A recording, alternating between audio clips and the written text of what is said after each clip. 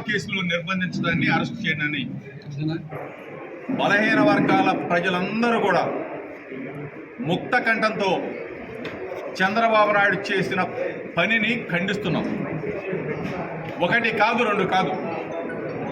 ఒక పక్కన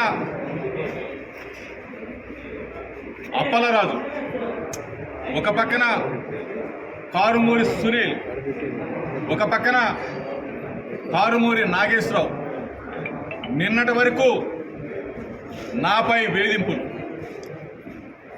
ఒక పక్కన మా సోదరి రజనీ మీద దాడులు, ఒక పక్కన మా ఎమ్మెల్సీ రమేష్ యాదవ్ మీద హత్యా ప్రయత్నం. ఒకటి కాదు, రెండు కాదు. బలహీన వర్గాల గొంతు రొక్కాల, బలహీన వర్గాల్లో బలంగా మాట్లాడుతున్న వ్యక్తుల్ని రాజకీయంగా పతనం చేయాలని చెప్పేసి చంద్రబాబు నాయుడు చూస్తూ ఉన్నాడు. చంద్రబాబు నాయుడు సర్కార్ చూస్తూ ఉంది. ఈరోజు ఒకటే చెప్తా ఉన్నాం, 2 సంవత్సరాల 3 నెలల కాలంలో మీ పనితీరును ఒకసారి గమనించండి అని చెప్పడుగుతాం.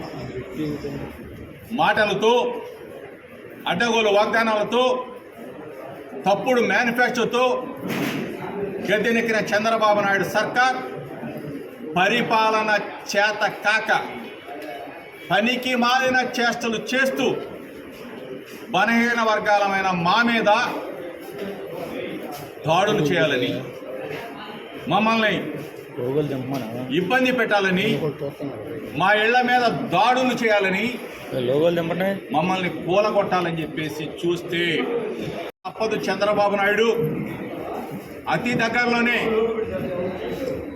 చంద్రబాబు నాయుడు సర్కార్ని ప్రజలు పాతర వేయబోతా ఉన్నారు.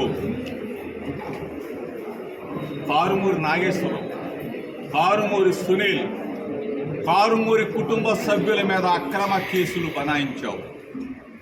ఇది నిజంగా దుర్మార్గం కాదా అని చెప్పి అడుగుతా ఉన్నా.